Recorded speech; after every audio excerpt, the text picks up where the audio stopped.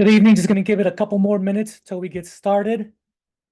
If you're new to the room, just let me know where you're coming from, city and state. Appreciate it.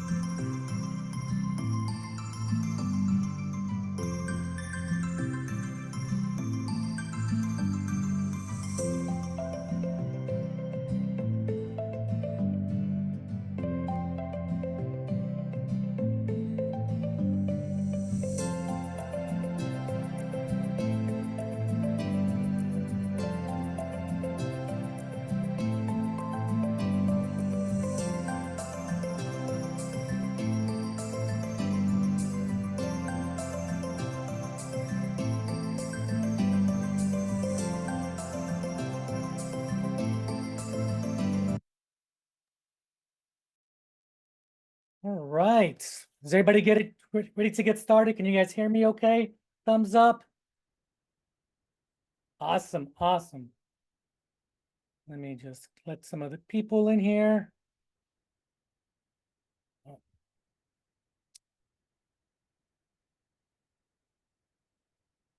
Perfect. So my name is Edgar Rascon. I'm in the Scottsdale, Arizona real estate market center 728. I've been in the business going on for about 18 years now.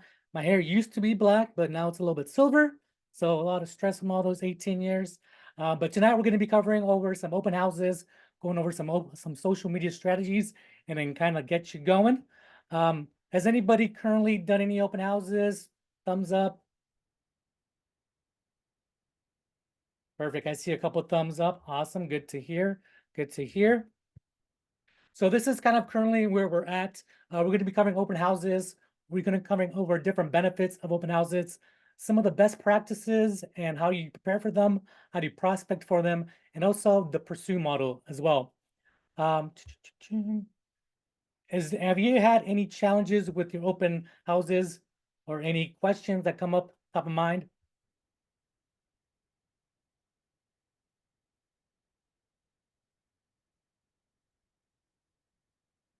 Anybody want to say any issues they've had in the past with open houses?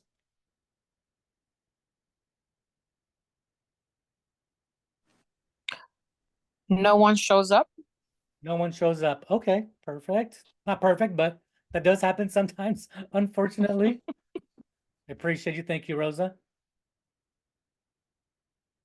So unfortunately, not showing up, that is unfortunately does happen sometimes. And I've noticed it also has a lot to do of how you actually prepare for your open houses from the beginning. I know there's a lot of agents out there that will just prepare the day or two before, and they don't really do any pre-marketing ahead of time to kind of help them and be able to capture leads. I mean, remember, when you do open houses, it's pretty much like you're at the office, right? You're spending half a day out there, sometimes even 6, 8 hours the entire time for preparing to actually executing the open house. So you want to spend that time as effectively as possible to be able to capture as many leads as you can, and also invite as many people as you can as well.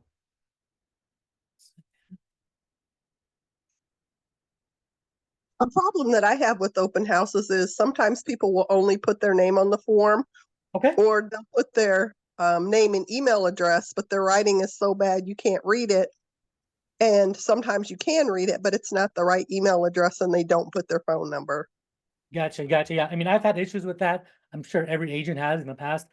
Typically, what I do is I give them a 3-question, really quick open house form as they're coming through it, and I just really ask them just 3 questions. I ask them what's their favorite part, what would they change, and what's the price. On the bottom, it just has name, number, and email. I just kind of hand that to them, and I collect it towards the end before they leave, and I make sure I'm able to either read it back to them. I kind of tell them what their feedback was, what they told me, or what they wrote down, and then actually repeat or kind of tell them, is this the right number? Do I have the correct email address? Sometimes I'll make it a fake number so I can kind of make sure they give me the right one or see if they're lying to me. So I've noticed that's kind of helped me make sure I have the correct information after they're giving it to me, if that helps a little bit. Could you do me a favor and repeat those 3 questions again? Sure. So I just ask, what's your favorite part? What would you change? And what's your opinion on the price? Those are the 3 things I ask him. I try to leave it just open-ended to kind of engage with them a little bit more. And I've noticed if I've done that, usually I've noticed if I ask them a lot of questions from the get-go, they're very hesitant to give me their information. So I've noticed just ask them a couple questions. They're a little bit more open, especially after you have that dialogue, to give you the correct information. Does that kind of make sense? Yes, thank you. You're welcome. Is it Shaquita? Yep. Awesome. Welcome. So let me get going next here. So I'm going to be trying to go fairly quickly. There's probably like close to 80 slides or so. And we only have 120 minutes. So if you have any questions after this, here's all my information on Instagram, my phone number. Feel free to call, text me, hit me up on Instagram. I'm more than happy to help with anything that you need. So like I mentioned earlier, we're describing the benefits of holding the open house, best practices of holding the open house, and how to prepare for an open house. So as we go through the topics, if you have any questions, just put them in the chat. I'll try to monitor that as much as possible as well. So nothing else about your business will have a big an impact on it as the number of leads you have. So that's by Gary Keller and the Millionaire Real Estate Agent. So I'm kind of curious, why do you think he would say this?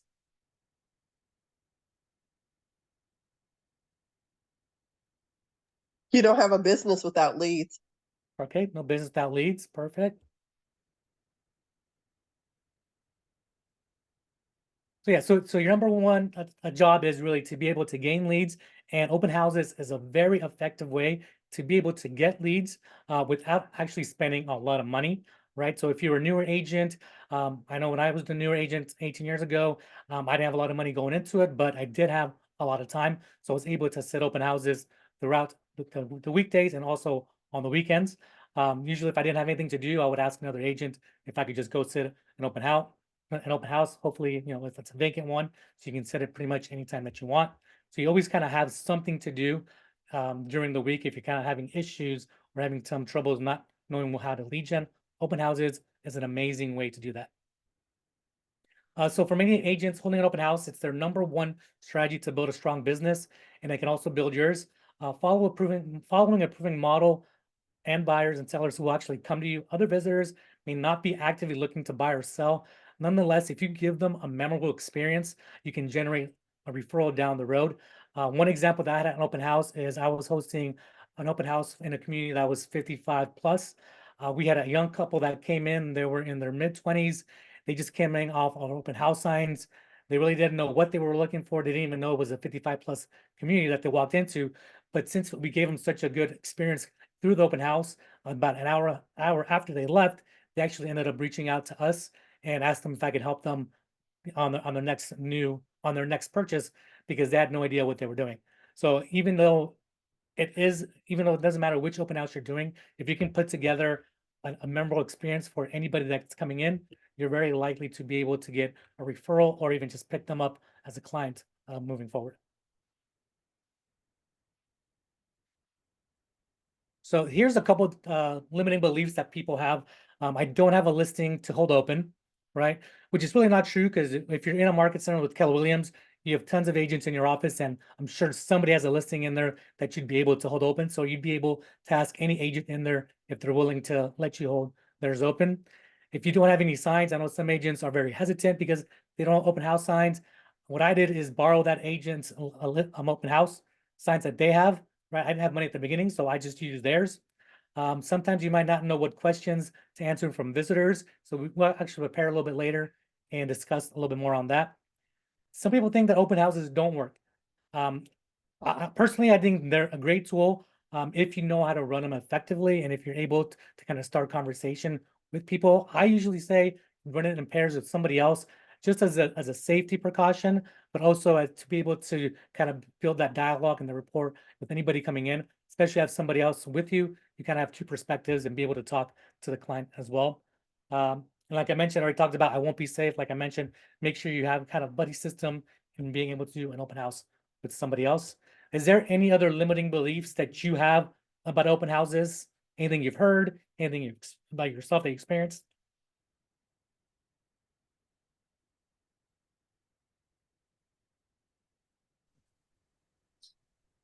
Just the value in your time is not worth what you gain. Okay. So do you mean as value as far as you getting least people coming to your open houses? Getting Yes. business? Yes, if you compared it to like a wage that you would earn per hour, that you're really not. I mean, there's potential there, but overall kind of being, I don't want to say waste of time, that's not the right thing, but it's very time consuming. So if you could be doing other lead generating activities that are kind of more time efficient for you. Right. Okay. Thank you. Is it Gwendolyn? Is that correctly? Yes. I appreciate it. Thank you. Anybody else? I like the in-person, face-to-face contact. So having open houses is fun for me because then I get to start a conversation and get to know them. Perfect. Yeah, I know a lot of agents that enjoy open houses, like you mentioned. You kind of have that face-to-face conversation with them, that interaction. I know some agents hate to being on the phone, and just because they're not as good on the phone, but they're really good in person, right? So open houses is an amazing way to kind of have that interaction with people, build that rapport, and just add them into your data bank and be able to help them in the future. So this is going to be actually in your participant guide, excuse me. It's going to be page 7.3 or 107, depending which one you're looking at. So should you even have hold open houses open? Is there any circumstances that you can think of where holding an open house might not be a good thing?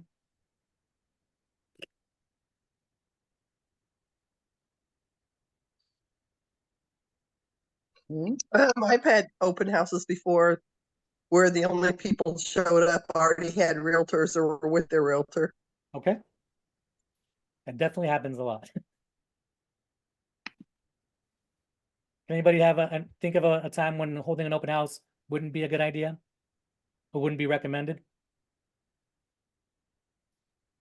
COVID. In a bad neighborhood, That's I exactly wouldn't what be was thrilled to thinking. be. You definitely want to look out for your safety, right? I mean, if you think it's in a bad neighborhood, probably not a good idea to ask them if you could host it, right? When the listing is over 30+ days. Okay. So when you mean that, are you trying to get into a listing at the very beginning when it has the highest probability of having people come to the open house? Yes. Appreciate it. And I mean, those are all great ideas. Some other times could be, if the seller specifically doesn't want to hold an open house. I've had sellers in the past where because of their privacy, they don't want people coming in and out of their house, right? They might not allow you or the listing agent that they hired to hold any open houses open. Sometimes maybe the home isn't prepared to have open houses. So if you're working with a client and it's just too decluttered or too messy, and you're thinking, to have people over here might not be the best light, right? It's not going to be showing the best. The home's not going to be looking the best for them. So that could be a potential. Obviously during COVID, a lot of people weren't able to do open houses as well too. So during the pandemic, obviously you can do open houses. So here's the kind of a brief agenda for today. Capturing leads with open houses. We're going to be going over some best practices, how to prepare, prospect, and pursue them. We're going to have some recap and ahas, and then we're going to skip the daily success systems for now, but we're going to add it at the end after we do the next section, which is actually going to be social media. Any questions on today's agenda?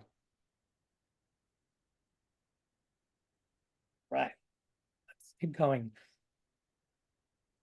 So we all know that two main goals of open houses are actually to sell a house and to generate leads, right? But who do you think the open house benefits the most? The seller. The seller? The listing agent. Okay, seller, I got the listing agent, okay. Those are all great answers, right? Definitely if they're at the open house, the seller is gonna get more traction to them. If you bring a buyer, obviously you're gonna benefit as well. Buyers get to see the houses that without having any obligation. Coming with a new NAR settlement and everything that's gonna be happening on, they're gonna need to sign a buyer's representation agreement. So it's gonna be an amazing way for buyers to go look at homes without having to sign any of the paperwork as well. Same thing, neighbors get to see those looky-loos. Their neighbors get to see what their neighbor's homes looks like, what's the house price, what's the condition. They'll be able to see how theirs compare. And obviously you, the agent, you're going to benefit. You're going to be capturing leads with potential buyers, potential sellers, right? Maybe as investors looking in a neighborhood. You'll be able to connect to the neighborhood prior to the event if you're doing a lot of the lead gen, kind of the prep work before your open house. If you do have open house signs yourself, you'll be able to place signs in their neighborhood. So any neighbor is going to be able to recognize your information. And then obviously you're going to be able to practice some conversations during the open house, answer any questions, and then be able to provide them value. What do you think I mean when I say provide them value at the open house?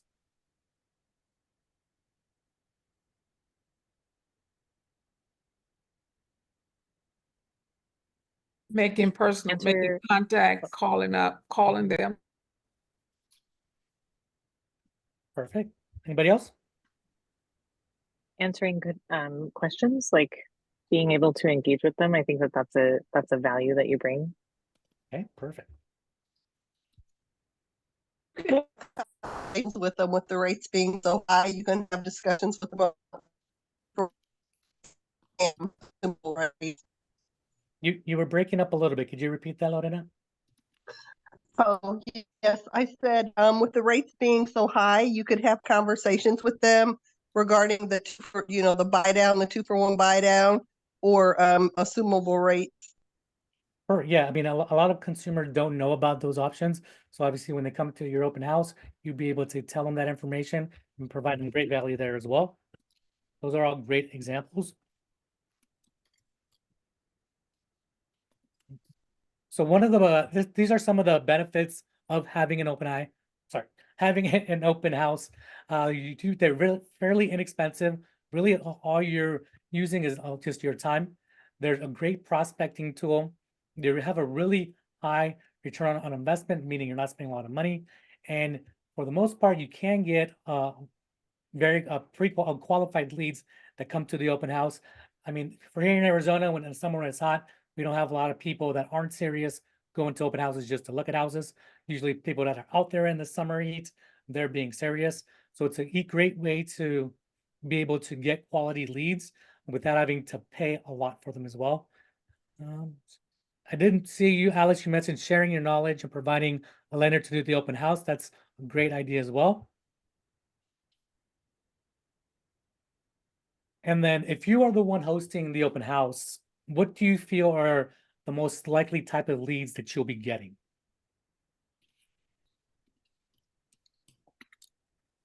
A buyer's lead. Buyer leads, that's correct. Is that Geneva? Did I say that correctly? Yes. Awesome, welcome, welcome. Yes, that is correct. So from this quick section, want to hear any ahas, something new that you've heard? Any limited beliefs that you kind of think maybe it's not a limiting belief anymore? Question. Do Yes. the buyer agent have to share that lead with the listing agent if they're not hosting it together? That's something you'd have to negotiate with that listing agent. I've seen it done both ways. I've seen it with some listing agents that they do want to share it, and I've seen some listing agents that say, you know what, you're the one doing it, you're the one leading it. Any lead that comes through is 100% yours. So that's a conversation you'd have to have with that listing agent. Thank you. You're welcome. Anybody else? Any ahas?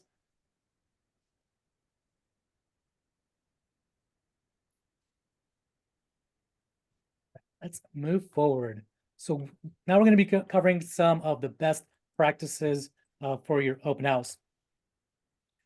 So before you open house, you actually want to set achievable goals. For example, if you're telling yourself, at my open house, I want to add at least 6 people to my data bank, that's a reasonable goal to have. So make sure you have clear expectations going onto it, and you want to be purposeful and not entrepreneurial.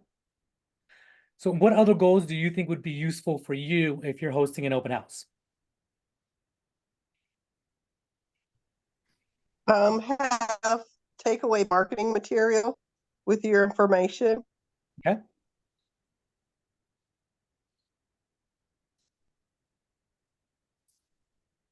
Anybody else have any other goals that they would want to set at an open house? Take some kind of goodies. Number. Build a database. Was that add to your database? Yes. Okay, perfect. Yep, add to your database. One of my A certain goals. number of conversations. Awesome. Certain number of conversations. Perfect. And that goes in to how many people are coming in through the door through the doors as well too. For me, one of my goals that I have when I'm doing an open house is I try to at least set one appointment for later that week. Right. So anybody that comes in, I try to see if I can build that rapport and at least get one appointment going forward. Like whether it's somebody that's going to be thinking about selling a house that's coming in, or anybody that's potentially looking to buy in the near future. I did see one that said give your business cards. That's great.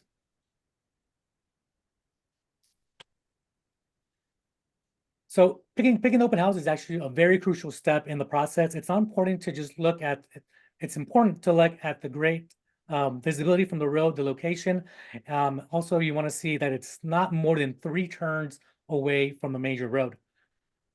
Once you've chosen the house, you'll need to get familiar with the neighborhood. You should be doing this as part of your strategy to connect with the market, also to be able to invite neighbors to the open house.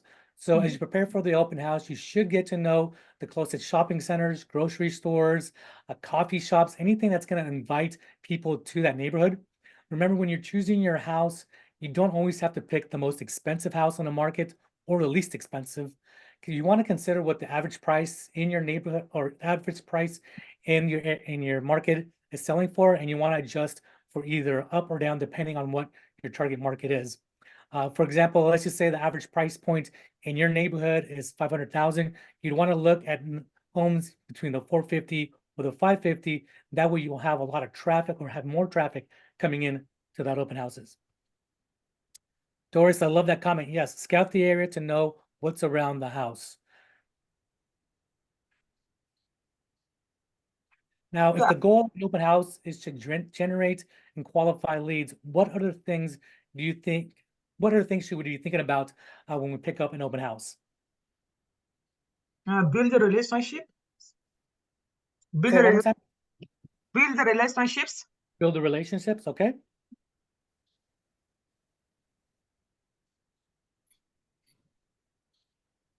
You could have contact information for lenders. I know one of the things that I do a co-marketing material with a lender, and they'll take the price of the house and they'll give examples. If you put this amount of down payment down with this type of loan, this is what your payment would be, and it's co-branding. It has their information in mind. Fantastic. So that's a great way to bring also value to the people coming in to your open house. Thank you, Lorena. So before you host an open house, you want to prepare a list of questions that you may be asked and practice those conversations. If you have a role play partner, that'd be a fantastic way to practice those questions. Some questions you face might test your knowledge about the house, but also the market as well. Potential clients might ask, why is the house for sale? When the home was renovated, if there's any structural issues, how long has the house been on the market? What other questions might somebody coming to your open house ask you? How many days on market? These are market, fantastic. And that also goes with knowing your market as well. If it's east-west facing. Absolutely. With the recent changes, especially in California, people have been asking what are the current upgrades to the appliances and if they meet the state requirements. Okay, got it. That's a great one. And that'd be fantastic to know ahead of time, right? When all those items have been updated as well. Mm-hmm. So you need to know the HOA too?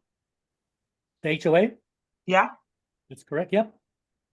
And you also need to know, they may ask you if why did the people moving, why the sellers moving? Because most of the time they're concerned if someone passed away in the home. Okay, got it. Yeah. So what the motivation is for somebody selling the house? We get a lot of questions about solar here too. If For there's solar? solar panels, how it's financed, etc. Yeah, so knowing all those up front, so writing out a list of those questions and just coming prepared to the open house. So when somebody asks that, you know exactly how to answer, as opposed to being like, I don't know. One of the things I like to say is I'll get back to you later, so I give you the proper information. I don't want to give you any information. That kind of allows me also to be able to get the correct contact information if they gave me a wrong number or wrong email address. But if they want that information, I'd be able to get the right information from them. Mm-hmm. And then, so once you've actually captured their contact information, you have plenty of opportunities. Excuse me, you have plenty of opportunities to wow them as far as with the technology you have and expertise after the event. If you don't use a sign-in sheet, what other ways can you capture the contact information for leads?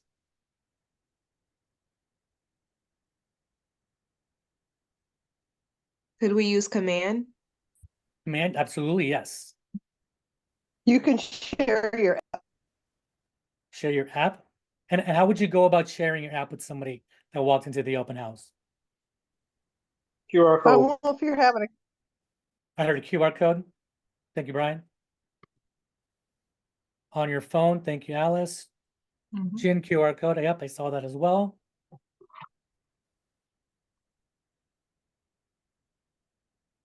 Those are all HomeSpotter. I'm not familiar with that. Can you elaborate what HomeSpotter is?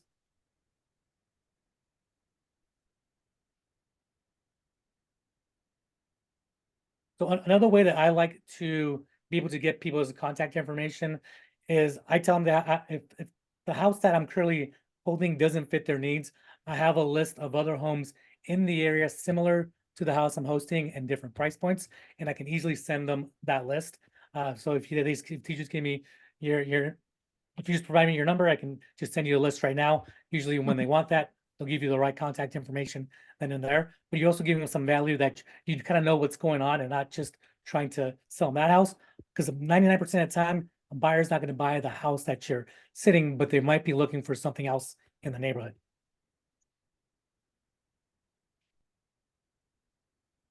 So the time you choose for the open house is also important. When you know your market well and have connected with it, picking the right time to host it should be pretty simple. Open houses have been known to work in any market at all dates and times.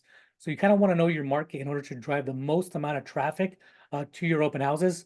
So in your neighborhood, if you know that there's people are always working late, right? You probably don't want to hold an open house in the afternoon, say from noon to 3. But if you know people are working in the mornings or they have a regular schedule, usually people are coming home around 5. During the weekday, you might want to hold an open house in the afternoon, say 4 to 6, 4 to 7 for a couple hours. You can kind of get that traffic that's going home and they'll actually be able to see your signs. For those of you that have, yes, go ahead. Yeah, for example, for the Thursday night, between what time and what time can be good? So that depends in your market, and also depends when the sun goes down, right? So in Arizona right now, we have sunsets like around 7 o'clock. So I hosted one last Friday from 3 to 7. When they start getting a little shorter, obviously I'm not out there as late, so I might move that to a little bit shorter time frame. I might do 2 to 6 or 3 to 6. So it really just depends on your specific neighborhood, what the traffic is like, when are most people going to be able to drive through the neighborhood to look at your open house signs.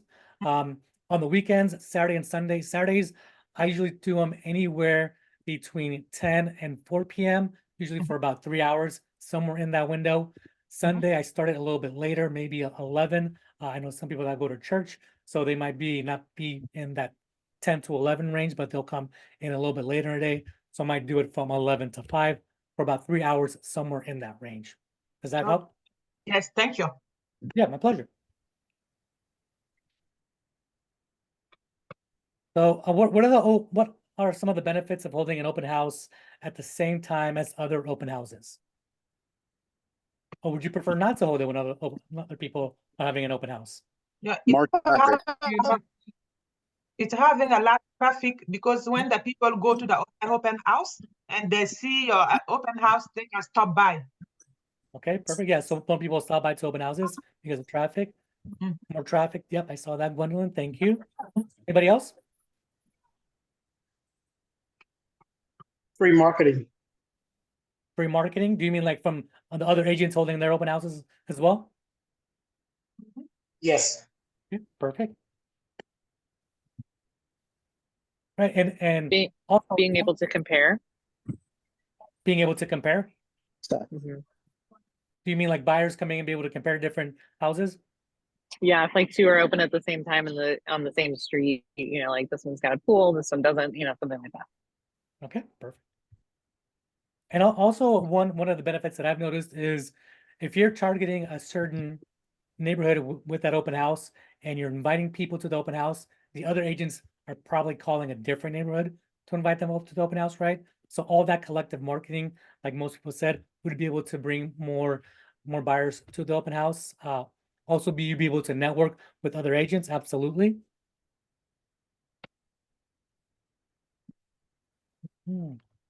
So even though you've been practicing connecting with and knowing your market, then gathering the neighborhood stats for your open house, you'll be able to know exactly what's going on and explain that to anybody that's coming in.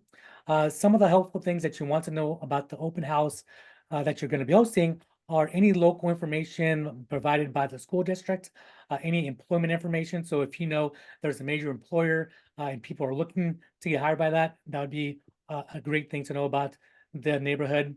Any type of amenities as far as recreation, golfing, hiking, anything that your clientele might be interested in looking at. Also traffic times and commutes to different parts of either different amenities that your city offers or even to major airports. Some people don't want to be more than 20 or 30 minutes from an airport. So you might want to look at any other open houses available kind of in that parameter of 30 minutes of a major airport. What other items would you want to know before hosting the open house? How old is the roof? Oh, there's a roof. Okay, perfect. So more specific to the property itself. Yeah, HVAC. HVAC, awesome. Jen, I saw property tax, absolutely. Schools. School system. Nope, I heard school systems, yep. Mhm.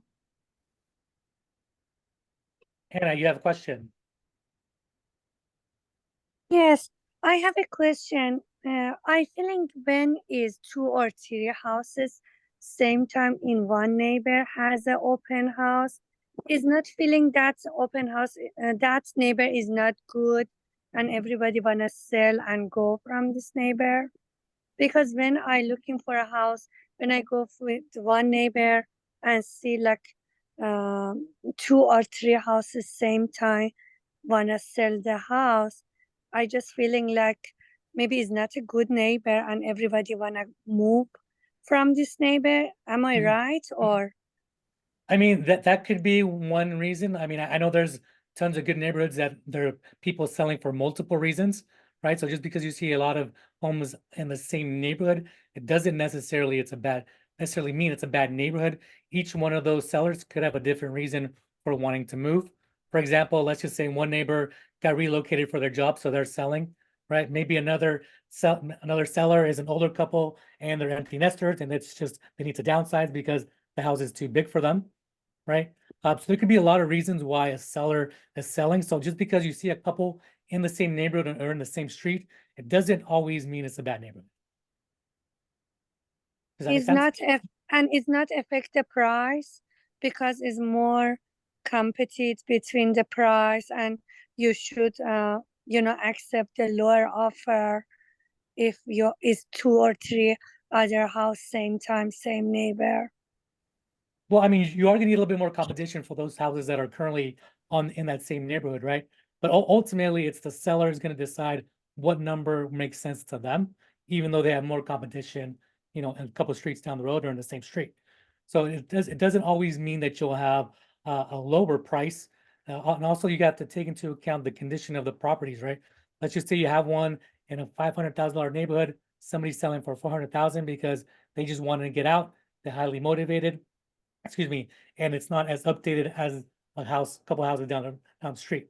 So it's not always going to be the reason why you'd have to accept, or your client would have to accept, a lower price. Thank you. You're welcome.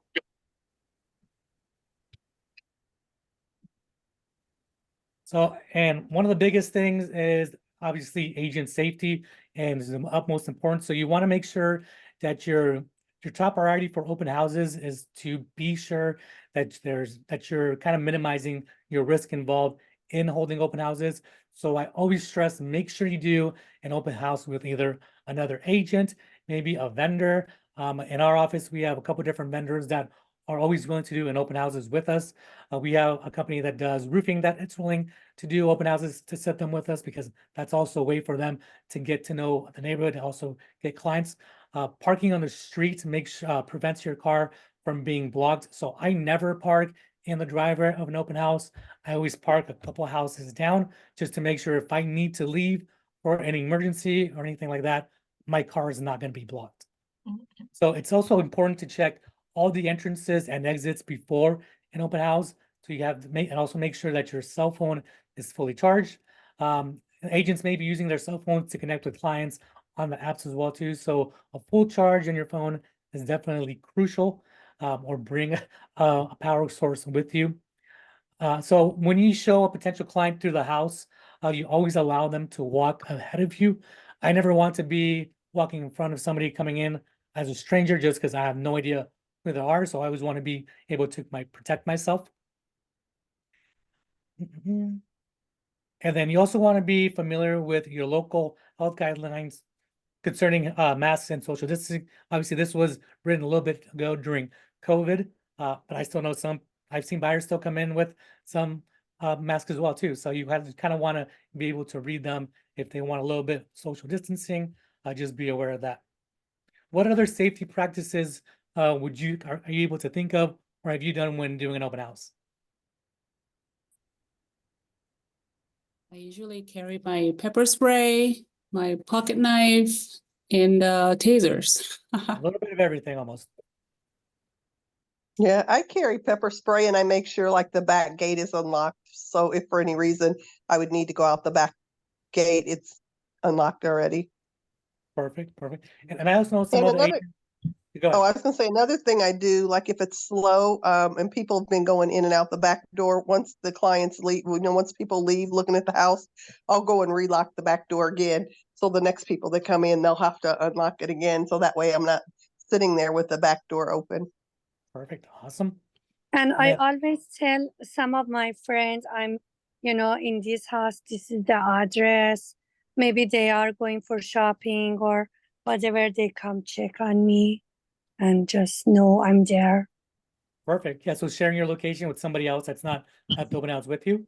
I know some agents will leave the garage door a couple feet open. So in case they need to roll out the garage door, they have a way to get out. If that's the only other way that they're able to get out of the house in case of an emergency. Any ahas from this section? I have a question. Yes. Yeah. I'm new, so these safety guidelines. So something bad can happen. Do you guys have bad experience in the open house? I personally haven't had a bad experience in an open house, but I know other agents that kind of have been in the situation where somebody walked in that they didn't seem was of good character, so they just kind of waited outside and nothing happened, right? So you kind of want to try to read the people coming in as much as possible. I know other agents that they had an instance where their car was blocked by two different people coming in, so they just left the house and kind of called the owner and let them know what's going on, right? And unfortunately, there are strangers out there, and then there are weirdos out there. So you just want to be able to protect yourself as much as possible, which is why I Yeah. think having a buddy, or like Lorena said, having somebody know where you are, sharing your location with somebody is crucial in doing open houses. Okay, thank you. Yeah, my pleasure. My aha is to not do any open houses alone again, because I've been doing them all alone. Yeah, definitely doing somebody, right? Even ask one of your lender partners. They're always, most of them are usually always willing to set them with you and be able to answer any lender questions that buyers may have. But I'm not a lender, so I'm not going to be able to answer any of the lending questions. But if you have a lender there with you, you're actually able to help them a lot better, and you may be able to show that client that you can offer them a lot more value as well. I think Yes. also, if you're doing an open house for a house that is still occupied, make sure they take all their valuables. Got it. Because we had a situation where one of the little like jewelry cabinets was open. I had to tell the listing agent, you know, I wanted to make sure they weren't missing anything.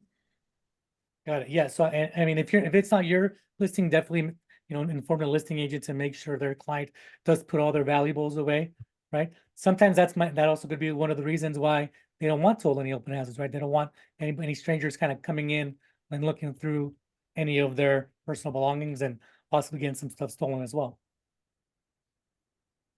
So moving on, we're going to be covering prepare, prospect, and pursue.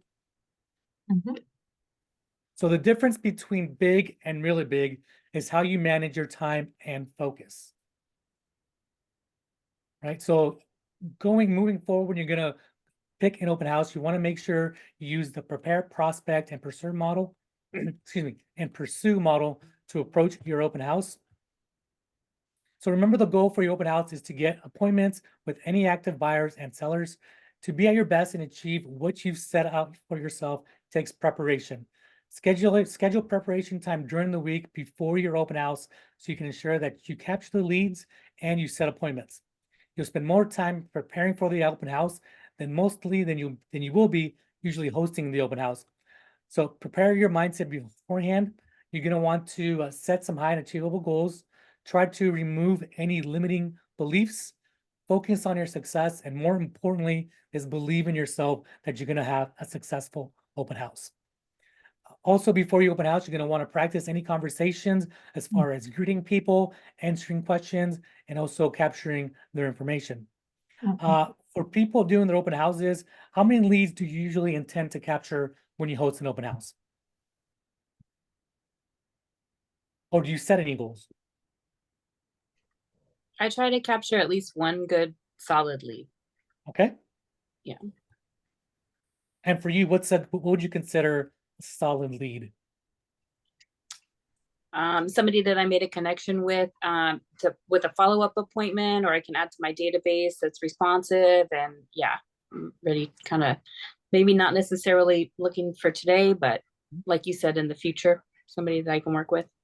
Okay, so somebody that gives you all the correct information will have some need in the future to potentially buy something. Awesome. Yeah. Bernardo, 5 would be great. That's always, I usually plan for 5 to 7, depending on the open house. And then also don't forget to also try to set a goal for appointments. Typically, if I don't set a goal for one of my appointments, I notice that I don't ask for them at the open houses. So having that in mind will definitely help you prepare better or to get setting those appointments. Here's a quick week before the open house, kind of how you can prepare, right? So Monday, you want to select the house, Tuesday at the latest. And then on Tuesday, you're going to want to go post online. You want to walk the neighborhood. You're going to invite the neighborhoods to the showings. Wednesday, you're going to want to post it again online. And then if you're able to install a yard sign, if the listing agent has a yard sign already, usually what I do is I have a sign that says open house from so and such time. So it's called a rider. So I usually go over there and put a rider on the house if there's nobody before me, so people know when we're going to be holding the open house. Thursday, you want to post it online again and try to get more people noticing that you're going to be having an open house, and also invite in your entire database. I've noticed that a lot of agents don't invite their current database to the open house, which I feel is you're kind of missing an opportunity. One, to let them know that you'll be there and maybe they have somebody looking to the neighborhood, but also it keeps you top of mind with them to let them know and remind them that you're in the business and you're actually working as an agent, and you're constantly reminding them and being top of mind that you are an agent in case they do have a need in the future. And then Friday, I'm assuming this is if you're going to do an open house on Saturday. Let me just say that, which I didn't. And then Friday, you're going to want to post it online again. Prepare any market stats that you have. You're going to want to print your flyers. Some people like to door knock, so they'll usually door knock 100 doors, inviting all the neighbors. Other people prefer to just call the neighbors. If you do call them, make sure you do them in a compliant way and they're not on the do not call list as well. I'm sorry. So people that come to the open house tend to know the community and the neighborhood information. So remember that they're going to be buying a lifestyle. So you want to be a community service real estate expert by knowing your market. Be familiar with the neighborhood. Learn the name of the park down the street, the grocery stores down the road. You're going to want to study the neighborhood history. So if somebody comes in and asks you, how many homes have sold in the past 6 months, you're going to want to know that information. If you don't, like I mentioned, you can always tell them, you can get back to them with the correct information and hopefully be able to capture their contact information. Excuse me.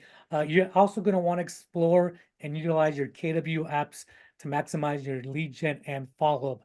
Is anybody here familiar with your consumer KW app, or have you used it recently? Yes. You have? And how have you used it at an open house or just in your general day-to-day? Generally. Okay, perfect. I mean, one great tool that I love using the KW app, you're actually be able to filter for any open house that's going on, and also any price reductions in the past 7 days. So what I like to tell people that are coming in is, I'm holding this house open, but if you want to know what other open houses are available, I can share my consumer app with you and you can look at all the open houses going on today. And what I love about doing that is once they open that app, once they open your app up, it's going to be branded to yourself. So no matter what open house they're looking at, it's going to be having your information. So if they click contact on there, they're going to be circling right back around and be able to contact you directly, as opposed as if they're looking on Zillow or Redfin or any of the third-party sites. If they hit contact, it's going to go to whoever that agent is advertising it. Excuse me, can I have the name of the app again? It's your KW consumer app. So it's going to be, if you go to the Play Store or the Apple Store, it's going to be the KW app it's going to be red with a white background. Okay. Right. So it works just like Zillow. It has all the information in there. It's actually a little bit better, like I said, because it's directly branded to you, which is part of you being with Keller Williams. It's part of you being an agent with Keller Williams, branded to you. Any open houses on there. If somebody shares it, if somebody shares your app with somebody else, it's going to be branded to you as well. So I always use it as a great tool, even when I'm just out and about, not at open house, anywhere else. I just try to share it as well. I usually just tell them it's a lot better than Zillow. And I usually get some asking questions why.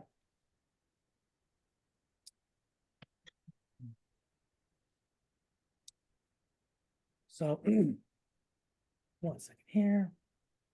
Okay. So an important part of the open house is to build trust and rapport with any foot traffic or visitors that are coming to the open house. Some of the ways that are great that you can is greet everyone at the door, right? Even the kids, if they have pets, if the seller or owner allows you to bring pets inside the house, say hi to them. Ask visitors, what brought you in today? Are you looking for a home in the neighborhood or in this price point? Have you been looking at other houses today? Would you like to know more about the market? Know more about the neighborhood? What do you like about this house that I may share with others?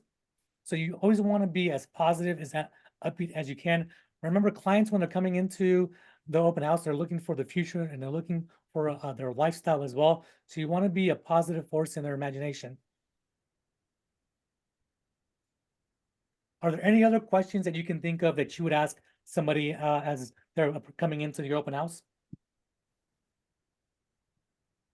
Mm, When Yes. someone comes in, how do you greet them? Because I know people always say, well, you should say, well, welcome to your future home, or how do you normally greet people when they come into your open house if you were hosting? So I usually just start with my name. My name is Mhm. Edgar with Keller Williams, and welcome to my open house. And well, me personally, I have those 3 questions that I have, and I have them on a clipboard. So I just start with, welcome to my open house. It's a 3-bedroom, 4-bath. Come on in. As you're touring the home, I want you to think about 3 things. What do you think about the price? What do you think about the condition of the property? And is if there anything else that you would change? At that point, I have a small clipboard and I give that question air to them.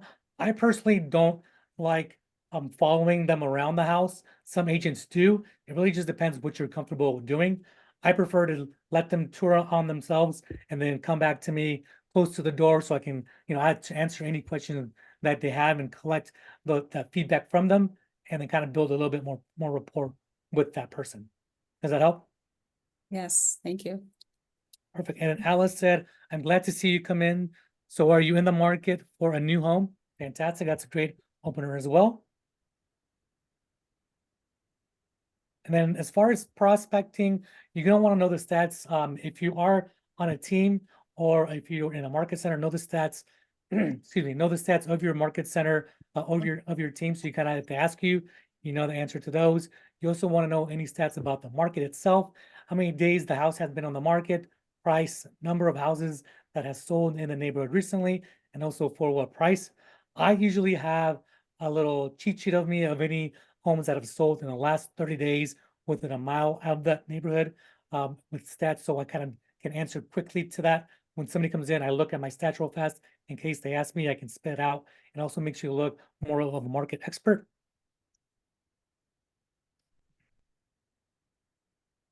One of the things you could do is consider partnering with a local business for the prospecting part. Is consider partnering with a local business to be able to offer some kind of discount on services, maybe as a raffle prize to them. When you choose to do any kind of contest or raffle, keep in mind contests and other incentives may be prohibited in some cities or states. So you kind of want to ask your broker if you're able to run any type of raffle or contest inside of your open house.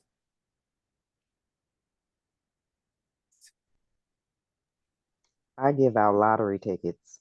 Lottery tickets, perfect. In Arizona, we're not allowed to give out lottery tickets, so we'll get in trouble for that. I know other states you can do that. So like you just want to make sure with city, your broker, Department of Real Estate, if you're able to do that. I know a lot of agents get some good leads by doing lottery tickets. Because it's definitely an icebreaker for you be able to call the next day and say, hey, how did that ticket go? Oh, give me 50-50, right? If you win, you got to give me a little bit. Yes. So I don't know if any of you knew, if you do have a KW on your KW website, it's really easy to get a landing page on there. And if you have time at the end, I'll be able to show you. But if you're on your KW website, if you go to any property and if you actually do the word, let me just type it in. At the end of any home that you have on there, if you put in, why is that not going? There we go. If you just put that in at the end of the website of you, if you're looking at any house inside of your KW website, if you just do /open house, you actually be able to get a quick landing page to that property so they can easily check in with a name, number, email, and that automatically syncs to your command as well. So you don't have to input their name twice. So that's a really easy way to be able to kind of connect with them and get you into their database. As far as asking questions, I know yesterday we talked about a little bit about the 4 questions, right? Family, occupation, recreation, dreams. That could also be an amazing way to be able to build rapport with anybody coming in to your open house. And then very important is the pursue phase, which is the follow-up, right? Remember the goals of your open house, whatever they were. You're going to want to update your database and follow up with anybody that walks in through your database and actually reevaluate what your goals are. Typically, what I love to do is send them a quick video at the end.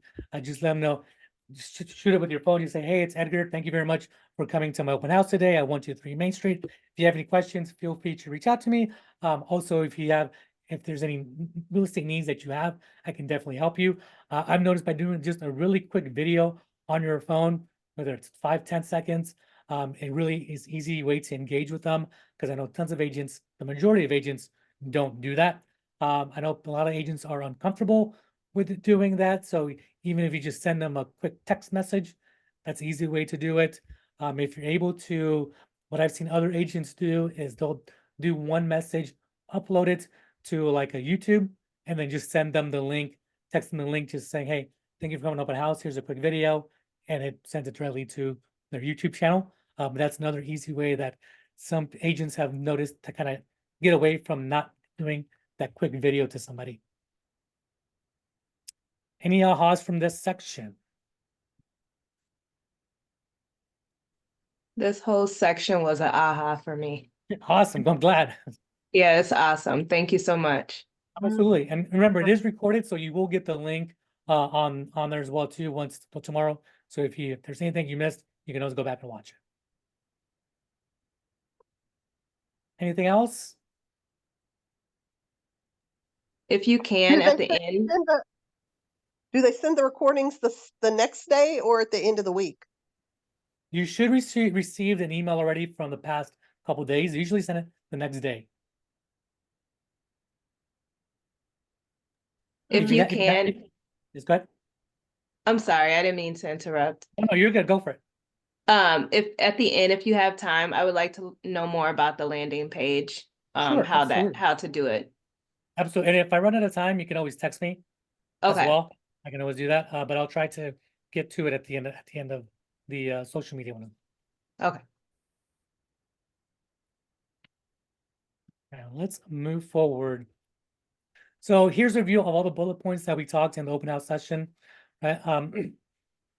So after today's session, who here feels that they're ready to host an open house within the next week or next 2 weeks? Awesome. Yeah. A couple people with I their do. hands up. Do you Yeah. feel they're a little bit less scary now than what you thought they were? Mm-hmm. Awesome. Yeah, less scary. Gwendolyn, Anna, awesome. I see your thumbs up.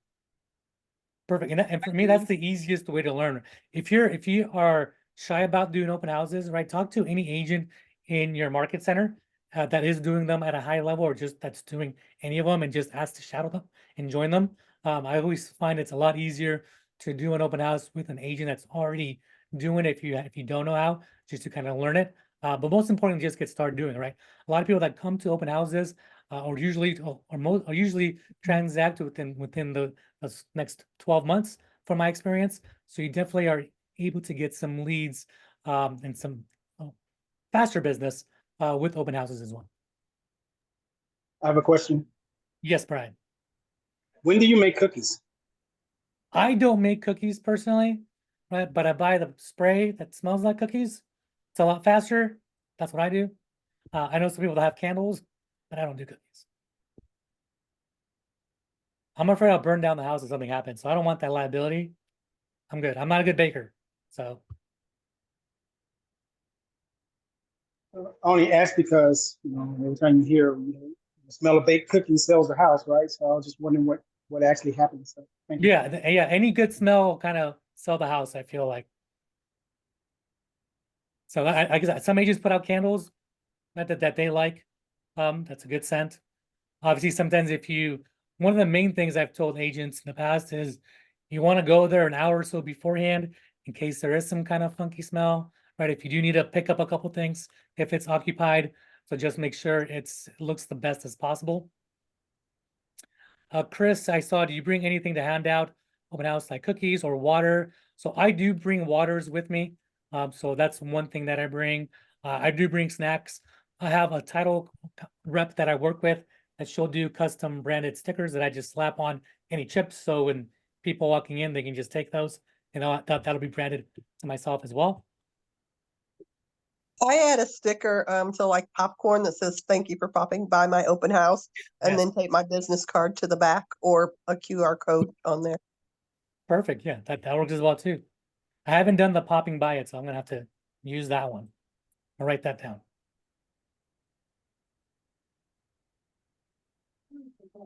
Sharon, make the cookies before then, spray some good smelling stuff. Yep, that's correct. I mean, if you have some cookies that you have baked recently that still smell good, usually people that say they want to bake cookies is because it gives the whole house the smell of the baking cookies, right? But like I said, for me, I just take a spray that smells good personally. All right, moving forward, and I engage every conversation in the spirit of contribution, and people are happy to be in relationship with me. This is a great affirmation if you are having trouble trying to connect with people as to why am I going to bother people to conversate with them, right? You always want to let them know, or always tell yourself that you're coming from contribution, and the people always want to talk to you and be in relationship with you. You're there to help them on one of the biggest purchases that they might ever do in their entire life, right? So you're definitely an amazing value, an amazing person, value to add to that anybody that's looking to buy or potentially sell a home. So we're halfway through. Any questions about the entire open house section before I move on to social media?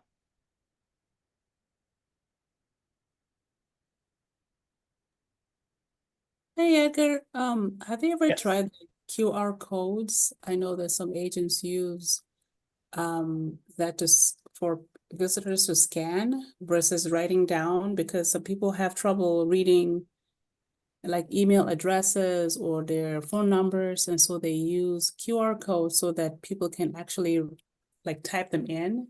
Have you ever tried that before? So I use QR codes a lot during my open houses. So it's also, you know, they might give you wrong information on QR codes as well. So if you do use QR codes, make sure it's going to some form that you're able to verify quickly, right before they leave, preferably to make sure they do give you the right information. But I use QR codes all the time.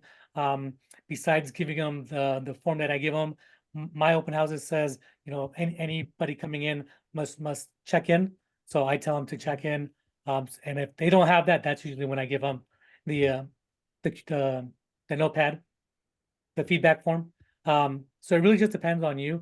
I have some agents that if they don't sign in, they don't let them in at all. And that's the way they run their business, right? I mean, if you think about it, you're there representing the seller. And if something goes wrong while you're there, who are they going to blame? Either you or their listing agent, but more than likely they're going to be blaming you, right? So it's a big way to be able to let them know. Like I had a lady that would not give me her contact information. I told her the owner wants to, and this was like a $2 million home. And she came in like an expensive car. I told her I can't allow anybody in unless I have their, you know, unless you check in. She's like, I don't want to check in. I said, you know, I completely understand if you don't want to check in. That's fine. I just suggest come at another time with your agent and they'll be able to show you inside. And she was like, are you serious? You're not going to let me inside? I said, unfortunately, I can't. My duty here is to the seller, and that's what their requirement is, and that's our commitment to them, right? And usually if you put it on somebody else, they're kind of like, okay. So she actually just walked away and she didn't come in, but she did end up coming the next day because she told me her name when she walked up, but she did end up coming the next day with her agent. So, I mean, that worked. I don't know if they bought the house or not, but you know, so ultimately it really just depends how you want to run your open house. And if you think about it, if you're running your open house like that, like you're not letting anybody else in, your neighbors are going to see that that's how you run your open house, right? So it's going to put you in a different level than other agents that are just letting anybody walk in. So any other potential seller that's looking could potentially want to hire you as well because of the way you run your open house. So you want to think that anybody coming in is potentially interviewing you if and when they want to sell the house as well. Amy, you had a question. Yes, excellent tips. For the last one that you were explaining how you really made them sign in before you logistically work that? Like, were you standing outside the front door instead and had the check-in there? Like, how do you make that happen?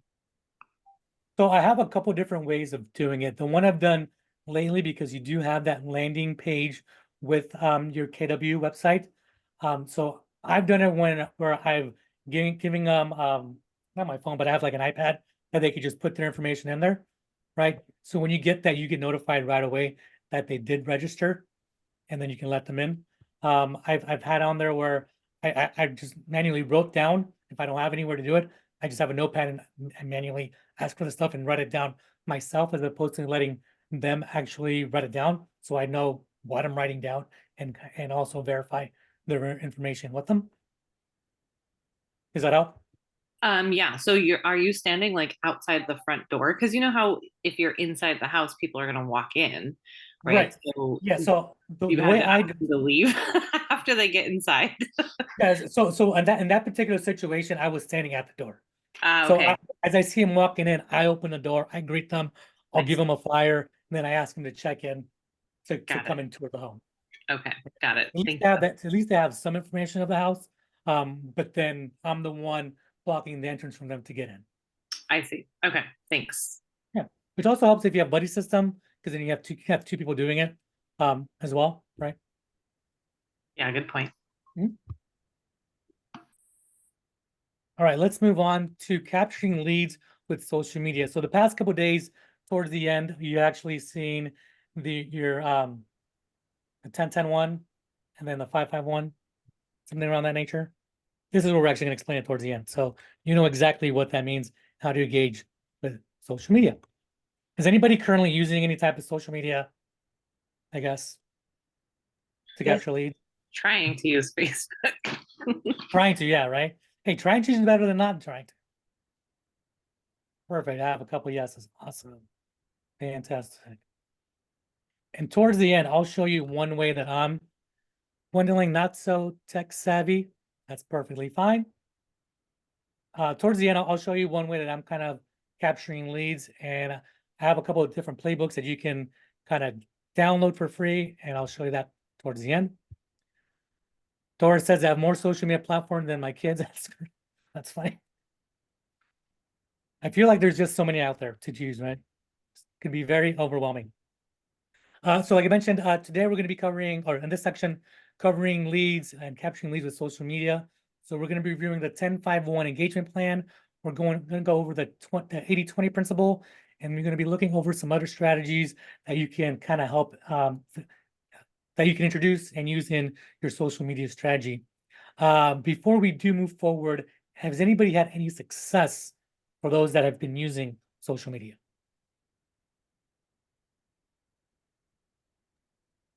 Yeah, my first sale came from social media. Nice. How did that happen? Yeah. It's just a friend of mine that I've known for quite a few years. He saw I sold real estate and then didn't like his living situation and said, hey, I need to buy a house. And then he bought a house. Awesome. Congrats. or a duplex. Yeah. That's awesome. Do you mind me asking what platform that's on? I use Instagram and Facebook, and he's on all of them. And I think what's the other one? Nextdoor. We have a Nextdoor app. You have Nextdoor as well? But I think he just reached out on Instagram. But just the other day, too, a friend of mine wants to buy. He saw I sold real estate and wants to buy a third investment property, and he just messaged me on Facebook. Like, those are So the just best kinds of posting things. that I'm doing it. Yeah, these are just from open house postings because So- I'm having them anyway. Absolutely. And then what I'm getting at is what you're actually posting out there. It sounds like you're fairly consistent in what you're putting out there, and people are recognizing you, that you are that person to hire when they're ready to do something as well. So that's So far, so good. Yeah. Bernice said, I host a webinar. I haven't hosted one, so I hope you did good there. I hosted webinars for a home buy with Rico On Demand. I've heard of Rico On Demand.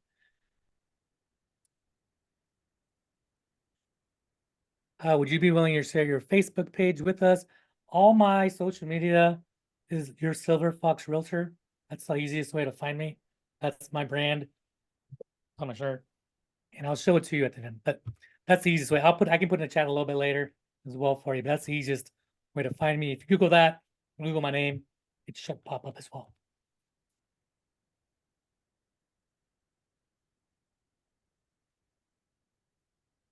So by the end of this session, you'll be able to employ the 1051 engagement system to connect with your network. And then you also understand the importance of limiting your social media posts to 20% of your business content. You'll be able to identify a social media engagement strategies that will actually add value to the people in your network. So before we kind of start this, kind of think about what questions you might have as far as social media. I mean, social media is such a large gamut of what you could do. What we're going to be showing you here is just a couple different strategies, but there's tons of them out there. So obviously it's not going to be obviously all encompassing as well. So I did hear some people are doing Instagram. Is there any other social media platforms that you're currently using? Either unmute yourself or in the chat.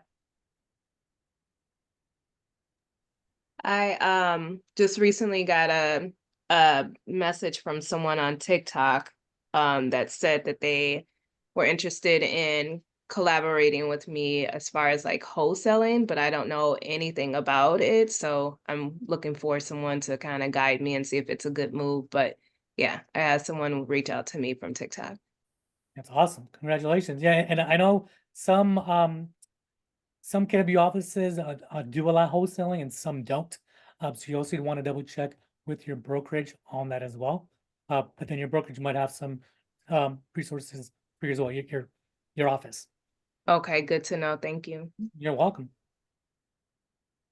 So Gary Keller here says it takes time to learn something, more time to implement it, and even longer to approach mastery of it.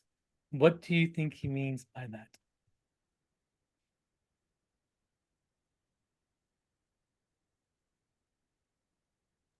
Repetition. Sorry, what was that? Repetition. Repetition. Okay, perfect. Doris says self-practice makes perfect.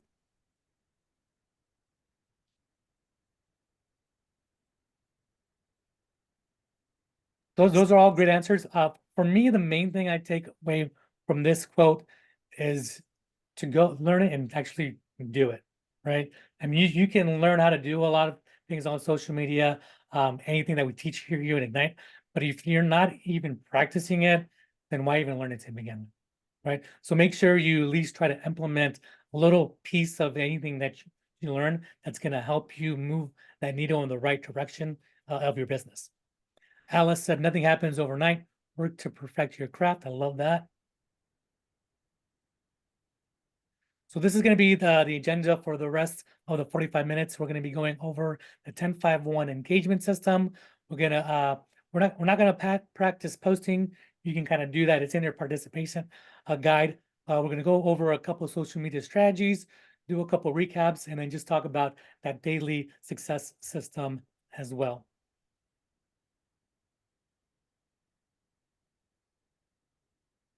So going into the 1051 engagement system, as part of your daily success system, you'll be liking, commenting, and direct messaging people on your social media profiles, platforms.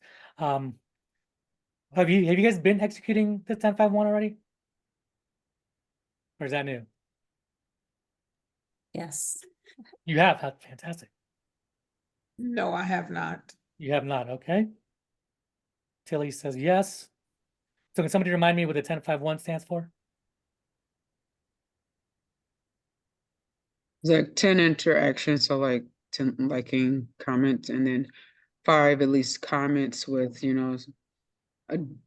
well, more than 5 words, and then 1 direct message. Perfect. So the way I understood it, that one was a post that you're doing. That was my understanding, but you're saying it's a direct message? It could be both. Could be both. So you could add another one on there and put a post. 1 direct message. Has anybody had any good engagements so far since you started that strategy? You see a couple head nods here. Oh. Awesome. My family likes it. This is my first time ever been on Facebook. I've never been on Facebook, so I am totally not intelligent in that area. It's a simple strategy to use if you just take it day by day, right? Like anything else, it just takes time learning the platform, no matter what new platform or new social media strategy you take. But it's definitely not that difficult once you kind of know what you're doing. If you have any questions, like I said, you can always reach out to me as well too. It's a great outline to help you take action. Gwendolyn, fantastic. So every day you should either like or love or react to 10 posts by other people. It's easy to do. It only takes a couple minutes.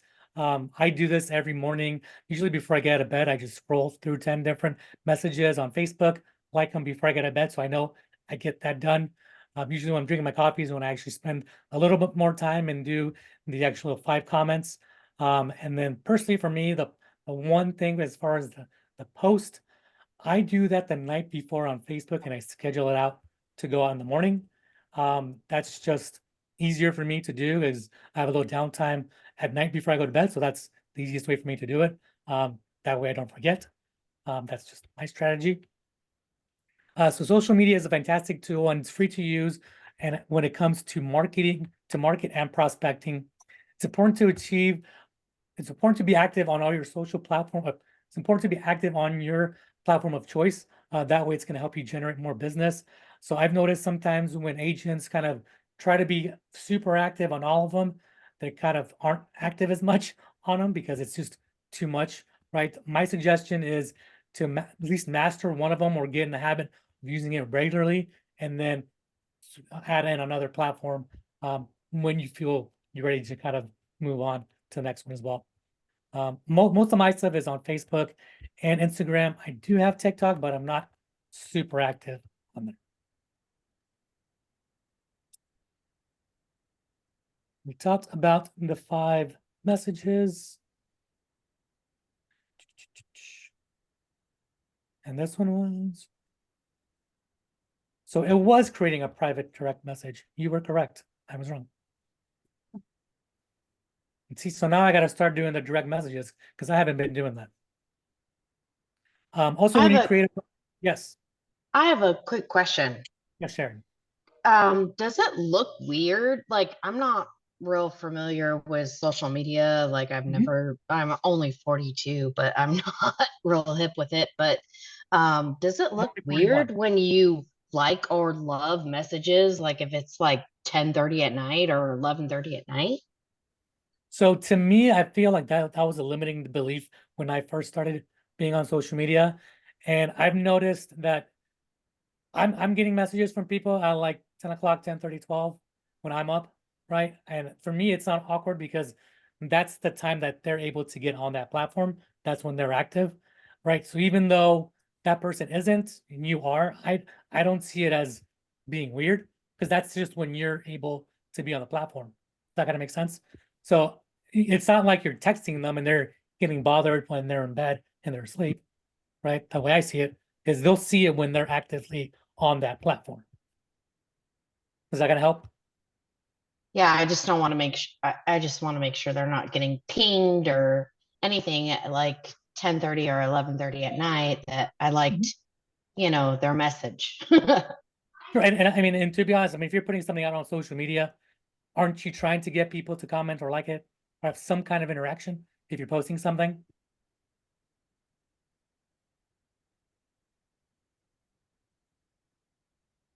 So yes, I saw Amy's thumb up. So, I mean, for me, when I post something, I'm trying to get somebody to react to it some way or another, right? So to me, it doesn't matter what time they see it or what time they react. It's just that somebody's reacting to it. Yes, Tilly, hands up. I was just going to say, we also have to think about social media as a global platform. So it's people all over the world that, you may have connections with in different time zones. So it's no different at 10 o'clock at night than 2 o'clock in the morning, right? Absolutely. Right, and it just depends when that other person is on that platform. That's when they're going to see, and that's what makes sense to them. Any ahas from this section? I have one. Yes, Doris.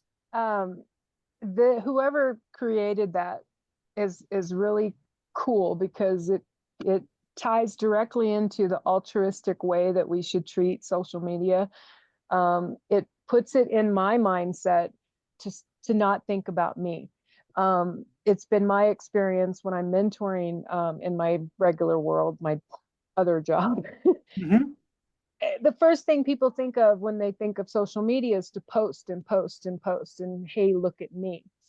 I love how this is laid out because this puts it for me to think about someone else. Go like something else of someone else's, comment. I love the 5 comments and how it has to be more than a certain number of words. That takes a lot more attention from me on an emotional level than just posting a bunch of my stuff. Absolutely. I love that. And the whole point of the social media is to be social and interacting with other people as well, right? So I love your comment. And also it shows that you're actually paying attention to the people that are either following you on social media as well, gets you into conversation with them a lot quicker, and also puts you on top of mind with your people in your social media.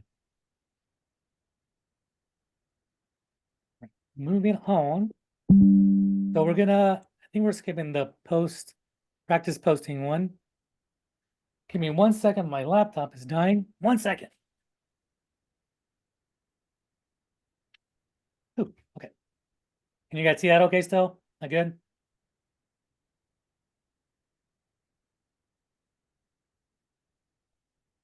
So we want to look over at your participant guide. We're going to be talking a little bit about the 80-20 rule as far as practicing regarding social media posts. This is just one strategy on social media. Like I mentioned, there's a lot of different ways to do it, but this is just one way. This one's talking about 80-20 as far as 80% you want to be posting about your personal life. That way people get to know, trust, and like you, which they're more likely to do business with you. And the other 20% is actually the business portion of your life. So for the people here that are doing social media on a more consistent basis, do you notice a difference whether you post something that's personal or you post something that's strictly business, like say I have a new listing or I have an open house?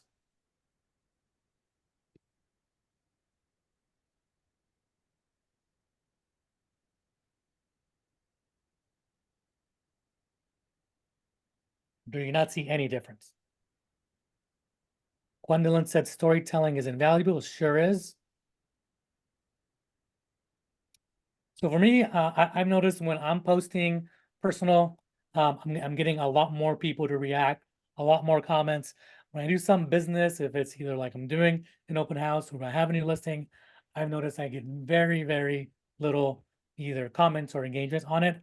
So that's why usually doing the 80-20 as far as your rule to be posting, you should be able to get a lot more interaction that way and stay top of mind with more people.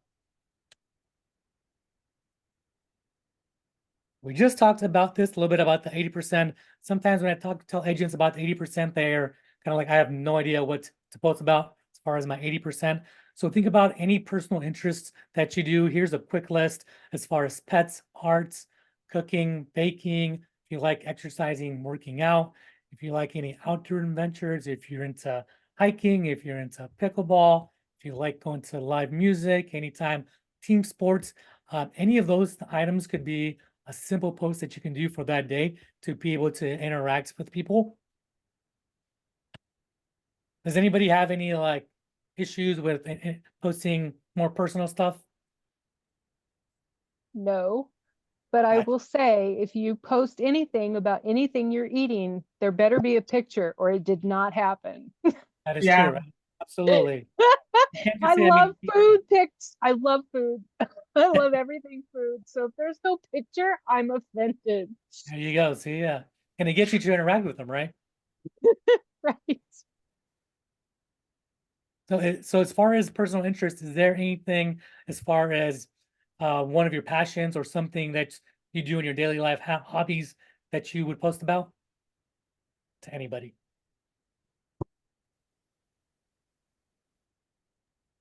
Interesting conversations with our children. Okay. Yeah, those always get a good hit. If your kid said something funny or something outlandish, right? Talking about it, that always gets people interested and gets them to chime in about their experience as well too with having kids. I have a newborn. He just turned 3 months a couple days ago. So Oh, I'm just getting, I would be stalking your page. Baby. I love babies and dogs. if you go Um, to my Instagram, he's on there. His name's Royal. I post a lot of pictures of my art because I'm a fine art painter, and I didn't used to share it until it was done. Mhm. And over the years, I learned that it was a very exposing thing to do. But when I started sharing the progress, I got a lot of feedback and a lot of interaction long before the painting was done. Mhm. I know some friends of mine that are artists just showing what their process is, right? They Yeah. get tons of engagement from that. And sometimes people get, I've known some of my friends that have gotten hired to do like personal portraits just because they've been posting it. So, I mean, there's tons of way, right? That it's not just for real estate, but definitely it's a great way to build a lot more engagement. All right. So here are some of the items for the 20% as far as real estate. Any listings, open houses, if you get any awards, if you're doing any type of speaking events, right? I do as for my business, I've done motivational quotes. So I've noticed a lot of people will relate to the motivational quotes. So I get more engagements on those as well. What do you think are some of the business posts that you would be doing as far as your 20% to move forward? Celebrating a closing with the Closing? client. Absolutely. House tours. House tours, yeah. Everybody wants to see what the house, the shared house looks like. So if you do some kind of house tour, you'll definitely get an interaction. I know one strategy that I've changed for myself is when I have a closing, my posts are actually more geared to the family or the client that I helped talk about their story, as opposed to, hey, look at me, I just closed on the house. It's more about this is what I did to help the client. So other people that might be in a similar situation can actually relate. And I noticed once I changed that way of posting, I've actually got more people to interact with those. I like to do landscaping of yards Mhm. because I think they're beautiful. Do you get interactions from those as Oh, well I too? get a lot, especially with pool ones and stuff. Yes. Perfect for me. Or maybe like the family happy in front of the new home that they just bought with the sold sign, or maybe the keys, something like that. Yeah, because you're highlighting your client, right? You're highlighting that you helped that client out, that family. And then if you want to go a little bit over the top, you could do 10% for any type of community service. So for example, would be if there's something coming up as far as property tax increases, maybe you have there's some school closures for something happening, food bank, any type of information about animal shelters, any community event that's coming up. You'd be amazed at how much interaction you would get with some of those. I usually try to do like once a week, highlight a specific city and highlight an event for the community that's going on in that city, which is an easy way to have something to post. If you don't have anything else to post, it's a great way to think of something. And any other examples that you feel your clientele would find helpful on social media?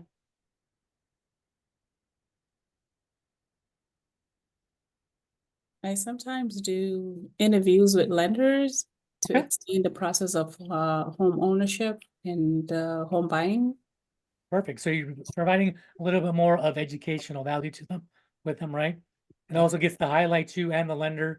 The lender shares it. Obviously, you get to get marketed from being in their circle as well too. It's awesome. Terry, reviews, yes. Perfect. Let's move on. Any ahas from this section? Or anything new that you would implement in your business?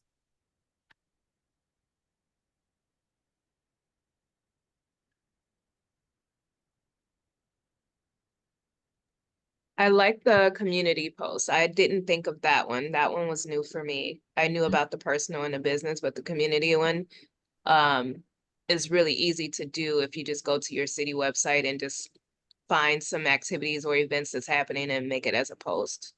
Absolutely. I mean, what I've done with those is in the major cities here in the greater Phoenix, I have a link to like events for that week for each one of those cities. So every city, every week, I just click on a different one, go on that website, pick something that's going on and post about it. It's the easiest way to do it without having to come up with your own content, right? It's already there for you.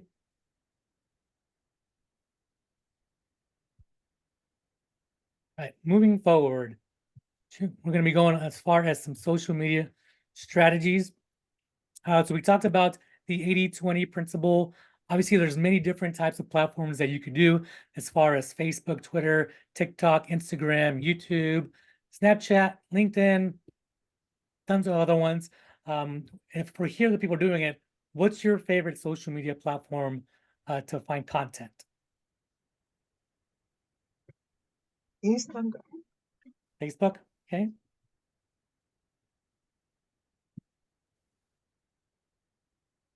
What about your favorite one to actually post content on? Facebook. Facebook, okay. Doris said YouTube, I love it. YouTube, is that for posting or for you finding content, Doris?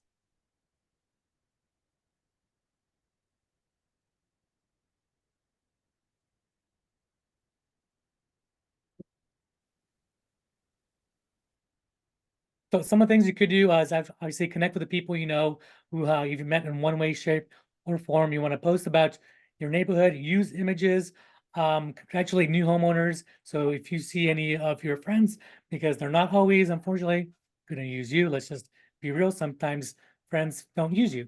But if you see them, post on them, congratulating them, post about listings, and also don't forget to engage. And if you hear my dog barking, sorry about that. But if you don't, never mind. Think of ways that you can actually do highlight posts to actually highlight your business. Think about hyper local information. If you see anything as far as utilizing any new tech developments, for example, I mentioned earlier using your KW app to be able to use templates on there that you can find in Command. It's also easy to build any type of anticipation and excitement that will actually help you amplify or highlight your business using the KW app and also using Command and the designs in there. Has anybody used the Command platform to actually post on Facebook and Instagram?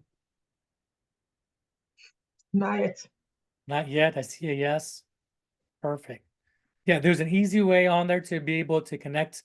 I love the Aeon function to write content. Thank you, Alice. There's the easy way on Command to be able to connect your social media profiles and be able to post content on through there, also to post it. I know some agents that'll spend about an hour, 2 hours on a Saturday or Sunday and do their entire posting for the next 30 days. That way they don't have to worry about it for the next 30 days, posting something once a day there. Josh, you said yes. Anna, not yet. One thing I learned is that on Instagram, if you have it under a creator, it will not allow you to do it through Command. You would have to change the setting to business. It cannot be personal or creator. So I ran into that issue, just a heads up. So you mentioned it has to be on the business, not the creator. Is that correct? Yeah. Okay, perfect. Well, I did not know. I don't remember what my Instagram is. I did it a while ago, but so I know people here that are going to be choosing to go that route. There's one thing to remember. And don't forget, it's always important to make sure that you don't post and ghost. So don't just be posting stuff and not engaging with anybody. That's obviously not the whole point of social media, right? You want to go on there, engage with other people. That way you stay on top of mind.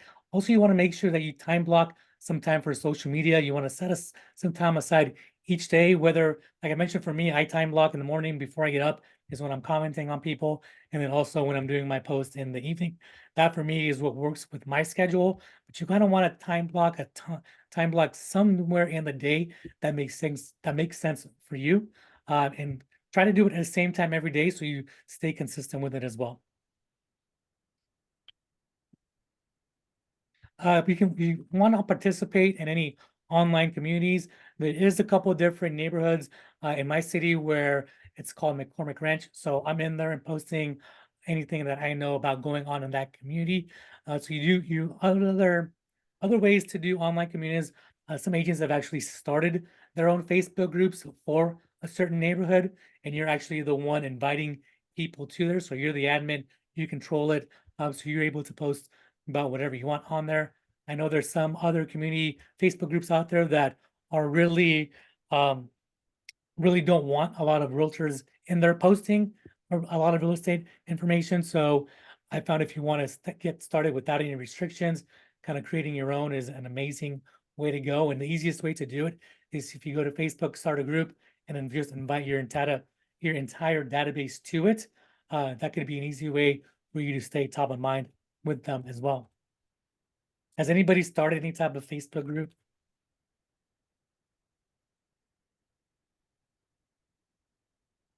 Is anybody a part of any Facebook groups that you are? Yes. Oh, yeah. Yep. Not related to real estate yet. I say yet, but I am the admin on quite a few groups. Gotcha. Yeah, I mean, I noticed even if you're doing hobbies, they'll still get to see who you are and they'll be familiar with you, right? So even if you're not mentioning real estate, if you're posting something and your actual profile somewhere in there says that you do real estate, they click on you, they'll know that you're in real estate. So we're gonna skip this posting activity time. Some other strategy that you want to do as far as social media is you want to be authentic, right? You don't want to be a jack of all trades and do all social media channels like I mentioned. If you're new to it, just start off with one, get good at being on it, be consistent, and then slowly add more as you get a little bit more comfortable. Also, don't be afraid to embrace in video.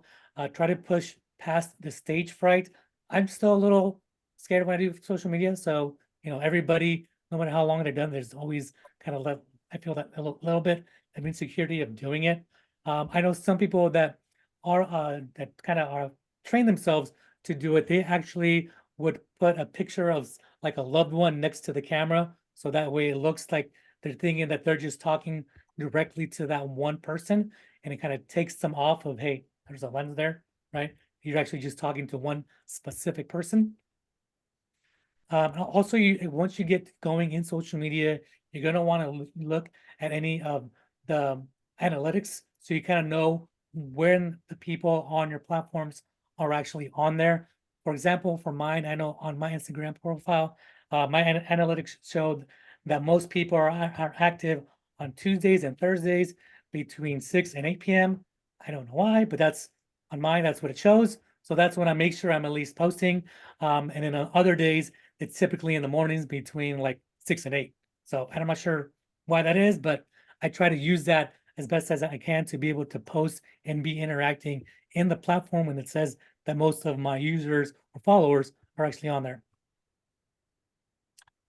And also, don't be afraid to ask for help. So I know, like somebody mentioned earlier, they do it with their lender.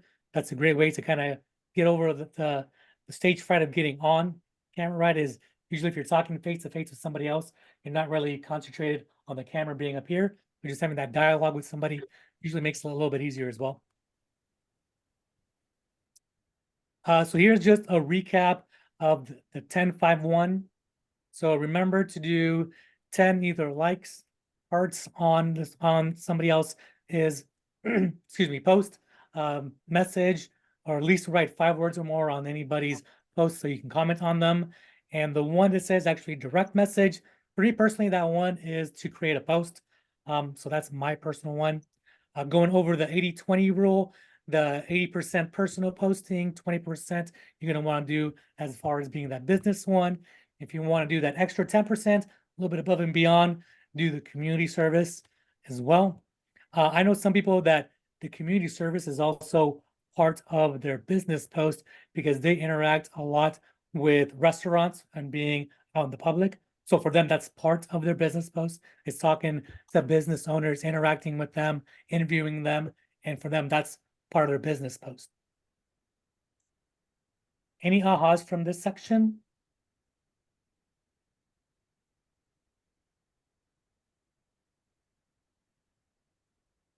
Three, two, one. Hi, Edgar. Mine is not an aha, but I think with your previous slide, you talked about videos, but I think that someone challenged me to do more like lives. It creates more authenticity. Like people want to just not see videos, but they want to see the actual person. What do you say about that? Would you recommend someone doing lives or? So for me personally, I don't do a lot of lives because when I do them, I notice there's not tons of people on there. So I've noticed if you are going to do lives, I've noticed if you use it in a strategy as far as you doing an open house and you're leading up to it, like, hey, come show up at my open house. I'm going to be doing a live. I'll be able to show you some more information. Then at least people will know you're going to be on there. And that might be a little bit more beneficial for you, right? Because you're kind of building that anticipation and you're going to be able to see you on there. Also on Facebook, you could create it as an event and invite people to your open house as an event and also letting them know that you're going to be going live, right? So once people are registered to your event, you kind of have that information from them as well.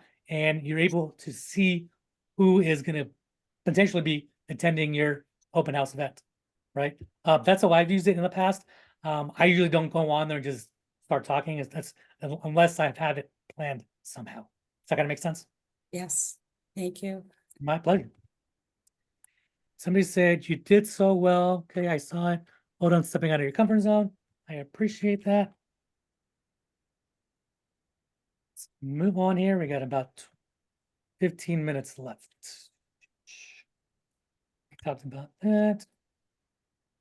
So going into your daily success system, this is going to be your kind of daily success tracker. So the first one is going to be 10 conversations with your sphere. So it's going to be people who know you and people who you know and people who know you.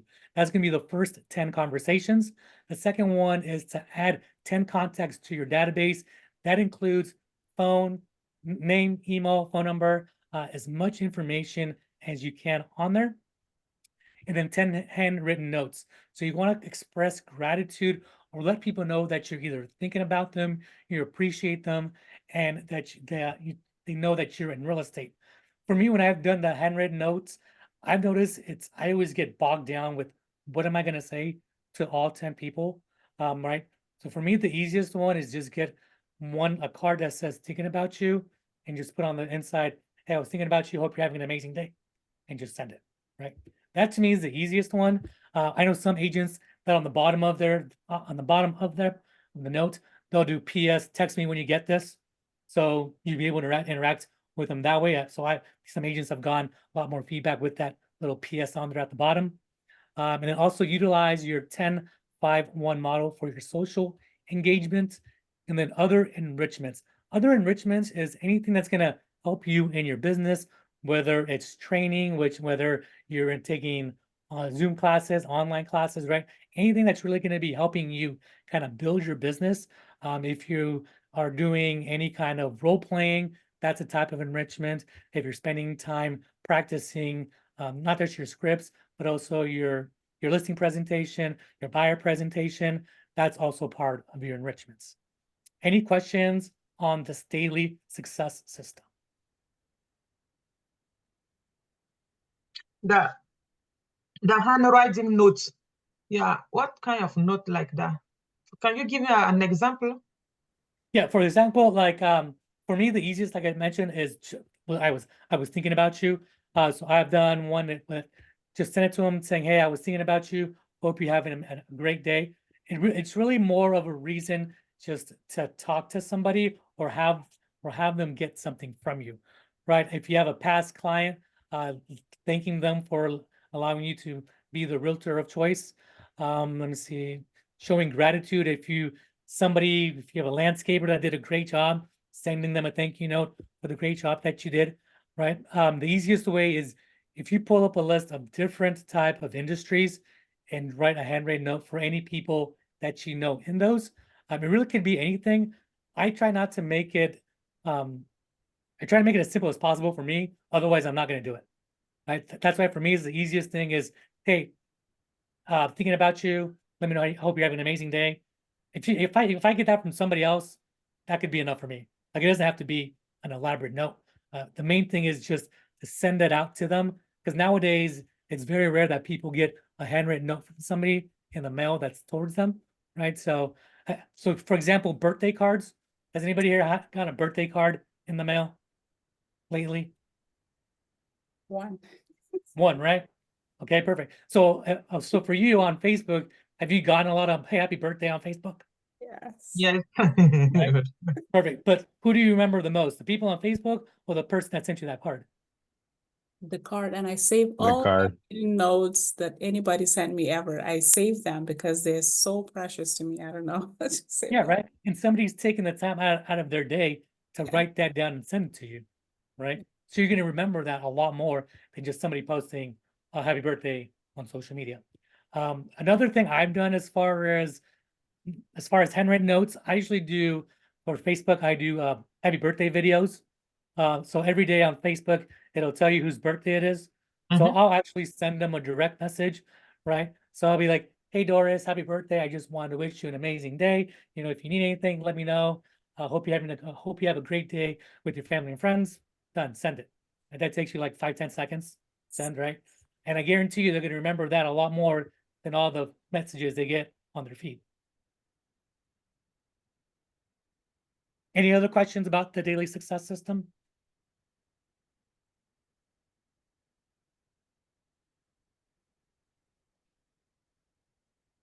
Let's move forward. Like anything, make sure you're doing everything in a TCPA compliant way. So if they're on the do not call list, and make sure you're scrubbing any lists that you get. Typically, when somebody gives you their information at open house, they're already giving you their information. But if you have like a title company pulling in, names a number for like to invite neighbors to an open house, make sure you scrub those numbers for the do not call list. So you're not getting into any trouble there. And again, as always, remember to think about this. I engage every conversation in the spirit of contribution, and people are happy to be in relationship with me. Any successes that you'd want to celebrate that you've had on social media? Anything we talked about today that maybe some other fellow agents could potentially apply in their business?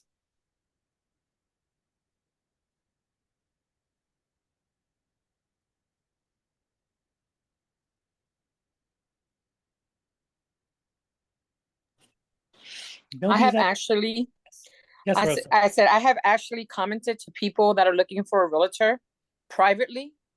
And I get people talking back to me back and forth.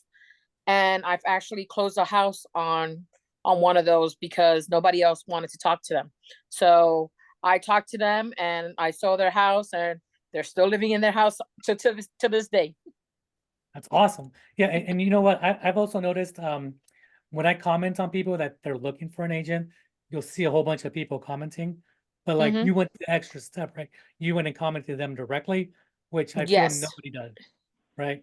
And they're more open to talking to you that way, right? Because it's not just on the feed where everybody can see their personal business.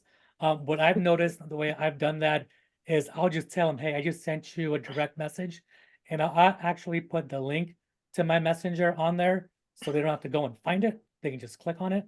But that's also helped me as a strategy when I want to get them to connect with me directly. I don't know if you do that, but that's a little strategy that I've done. Well, yeah, and I'll let them know if they have any questions. I'm happy to answer their questions. And normally they send me a list. I answer it for them, and then we keep talking back and forth. Yeah. Then it's like, do you want to talk to my husband? Absolutely. Put him on. Once you ask him for any questions, once you get that list going, you're basically gonna have an amazing conversation with them. Which is awesome. Congrats on closing on that Fine, by the Thank you. way. So just this is going to be at the end of every Ignite one, if you haven't noticed yet, just to remind you to be going over and doing your daily success system. If you ever have want to get help, make sure you go to command. You'll be able to click on the top right. They'll be able to answer any questions. Also, if you go to answers.kw, there's going to be tons of information on there. Also on Connect. We talked about AHAs already. 2 more things, and then we're going to be done for the night. So if you could do me an amazing favor and just leave me a quick review, if you're able to scan that, that would be great.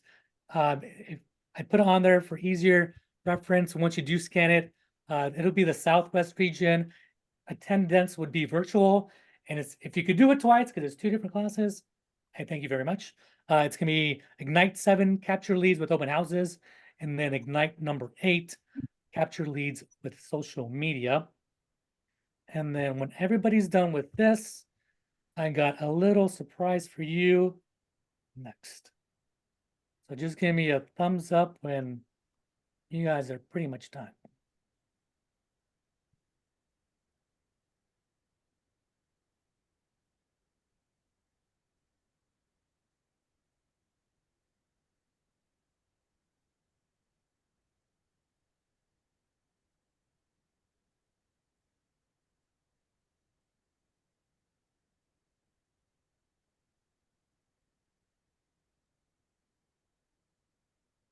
And hopefully, I wonder if you're able to try and click on that one.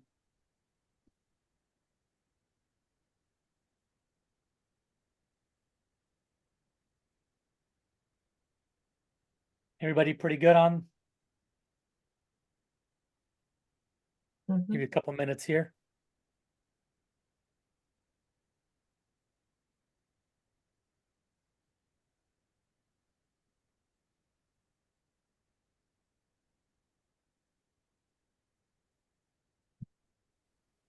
I don't have the number 7. It's not Ignite 7 on there? No, Uh-oh. I have 10. You might need to scroll down a little bit more. Yeah, keep scrolling. Yeah, you have okay. to keep, yeah. Okay. I'm not sure why it's listed weird. Just because Yeah. we want bigger than 7. So, Thank you. no, thank you. Appreciate it. And it doesn't give you option to select multiple. It only goes on. Yeah, you have to do it twice. Oh, gotcha. Okay. Yeah, you have to do it twice. It's 1 by 1. Okay. Thank you. Yep. I appreciate it.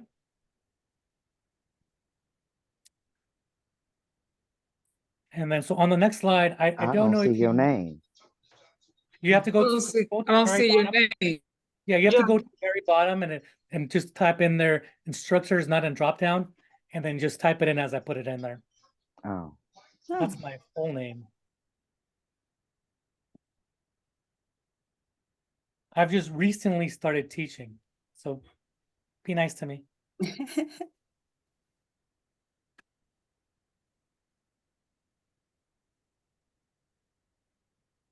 So while you're doing that, on the next slide, there's going to be a QR code. And this is one method that I've used to capture leads on social media.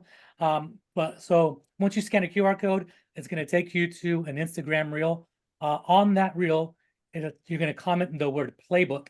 Once you do that, you're going to be able, it's going to send you 2 different playbooks that you can download. It's going to be one for open house playbook, and it's going to be a social media playbook. These are playbooks that were actually done with Keller Williams with top agents. And you're actually able to get them to KW Connect, but I wanted to show you one of the many different ways that you can actually capture leads on social media with a lead magnet. That's what it's called. Something that you're providing a value to your consumer or to your followers to be able to capture their information. So there you go. So if you scan that, that's going to go to a reel that I did earlier today, stating that I'm going to be doing an open house training tonight. So once you're on there, if you just comment the word playbook, it'll send you a little smartphone using ManyChat that you will be able to download those 2 playbooks. I hope it works.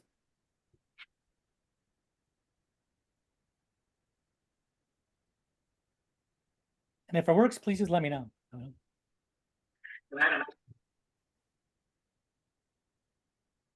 And then you can follow me that way as well too. Easy way.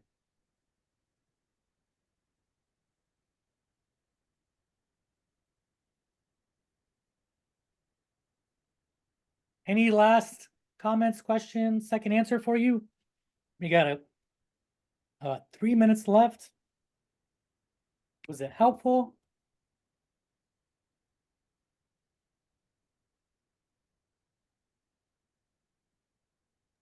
Super helpful. Thank you very much. My pleasure. Thanks.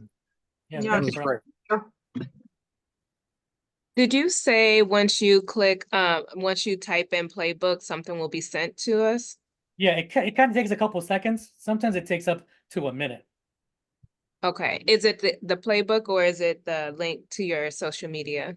So once you put on their playbook, it's going to send you another message to just send it directly in your DMs. Okay. You might want to go where it's, once you're in your messages, you might want to look where it says requests, because if you're not following me, it's going to go to a different part on Instagram.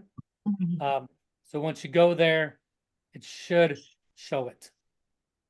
Okay, that makes sense. I'm following you on my business page, but I commented from my personal, so maybe that's the issue. Okay, thank you. No worries. And these playbooks are also in KW University on Connect. So if you're in Command and you click Connect, you can type in playbook and it's going to show you a whole bunch of them for different playbooks. But I just wanted to show you one way that I'm using social media to be able to capture leads.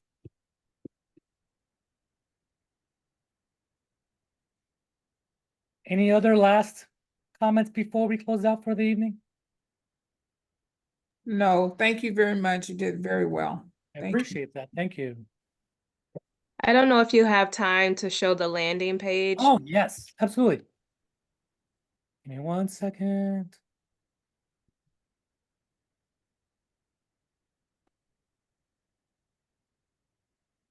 Let me get that real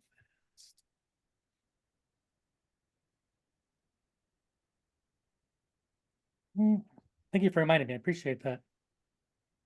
No problem. And I was able to get the playbook information Awesome. to my DM. Great. Thanks. So a great way to doing that is now you're going to be in my DMs as well too, right? So once you get that, you're easily able to interact with people. Another way I use that is if I'm doing an open house, I just have a couple pictures of the house.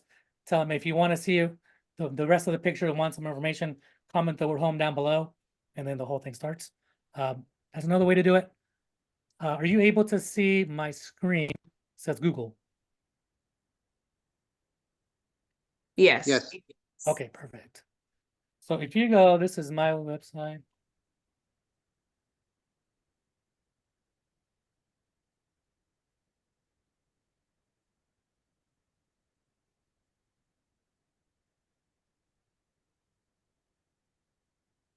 So on here, if you just search for any property that's available in your city, and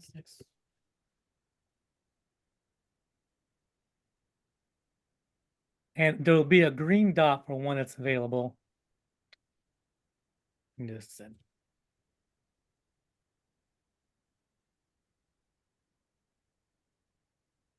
I can type.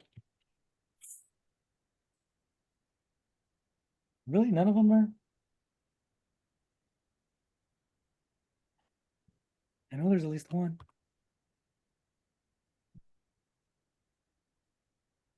Give me 1 second. Let me find one that's available then.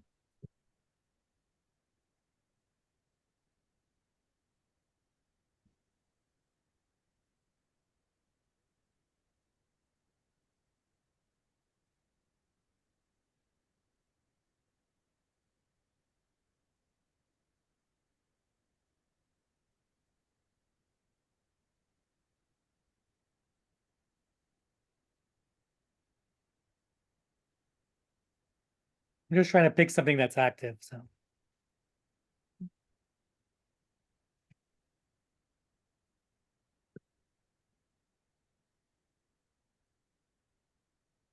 So if when you're on your website, if you have that green dot, that means that it's active. Otherwise, it'll say like sold or something else. So if I just click on that one, once it loads. So if you were to come up here to the browser, the address, right, and you just put in there / open house, it should pop up a landing page. Takes a little bit. So, and it automatically has first name, last name, email address, phone number. So you could use this as your landing page to check people in when you're there. Once they submit it, it goes directly into your command. So you don't have to enter it again. Was that helpful? Yes. Very helpful. Thank you. Yeah. So if you say, I don't have a landing page, you always do. That's all you got to do.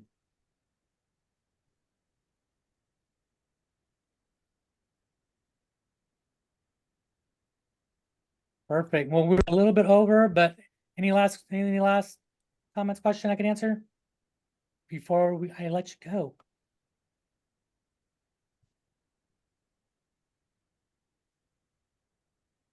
You're very welcome. My pleasure. Thank you.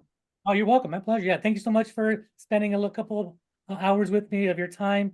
Like I said, if you have any questions, just feel free to go ahead and find me on social media. Call, text me, 480-628-2929. Your Silver Fox Realtor. That's where you can find me as well. Where's the baby picture? Ooh, you go to my Instagram. There's a story Okay, there. I'll go to your Instagram. Yes, it's on Instagram. I can see it right now. Yeah. I think I did one yesterday. Well, thank you very much. I appreciate you. You have an Thank amazing you. day. Bye. Thank you. Have a good night. Have a good night, everyone. Thank Bye-bye. Good night, all. Thank you. Goodbye.